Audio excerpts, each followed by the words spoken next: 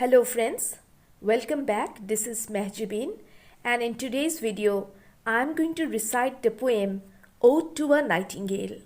This poem was composed by John Keats. My heart aches and a drowsy numbness pains my sense, as though of hemlock I had drunk, or emptied some dull opiate to the drains. 1 minute passed, and leetwards had sunk.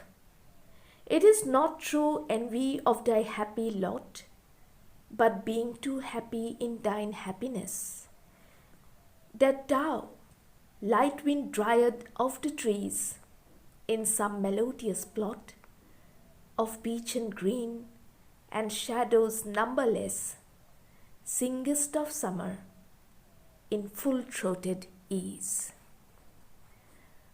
Oh, for a drought of vintage that had been cooled a long age in the deep delved earth, tasting of flora and the country green, dance and provencal song and sunburnt mirth.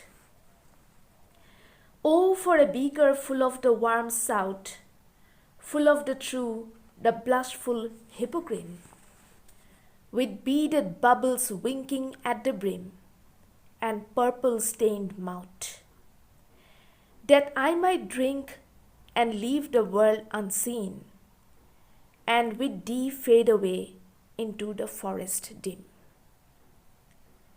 Fade far away, dissolve, and quite forget what thou amongst the leaves hast never known, the weariness, the fever, and the fret, here where men sit and hear each other groan.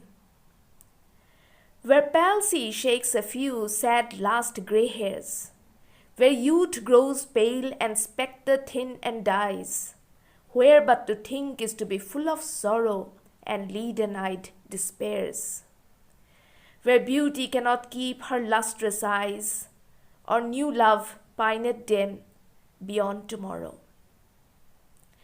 Away, away, for I will fly to thee, not charioted by Bacchus and his bards, but on the viewless wings of poesy, though the dull brain perplexes and retards.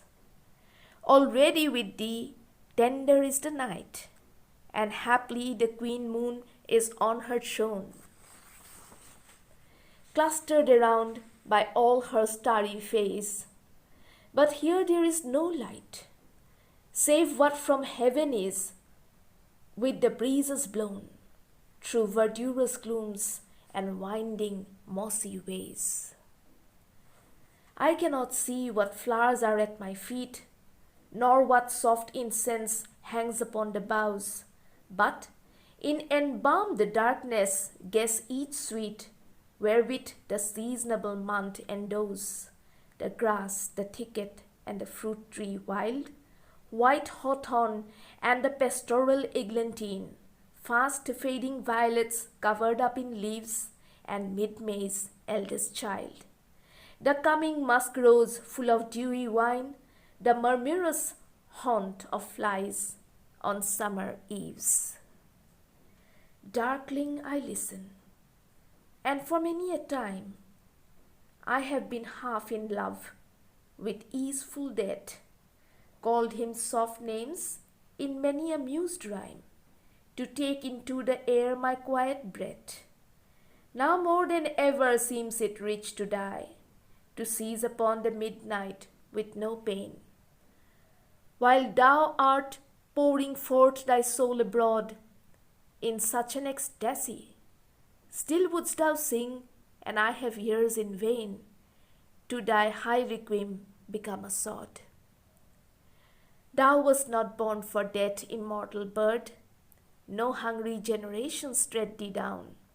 The voice I hear this passing night was heard in ancient days by emperor and clown. Perhaps the self-same song that found a path through the sad heart of Ruth when, sick for home, she stood in tears amid the alien corn, the same that oft times had charmed magic casements opening on the foam of perilous seas in fairy lands forlorn. Forlorn, the very word is like a bell to toll me back from thee to my soul's self. Adieu, the fancy cannot cheat so well as she is famed to do, deceiving elf.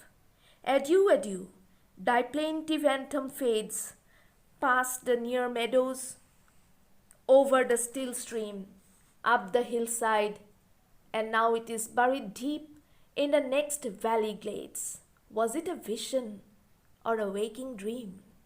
Fled is that music. Do I wake or sleep? Well, I come to the end of this poem here. Thank you so much for being here, and until the next time we meet again. Bye.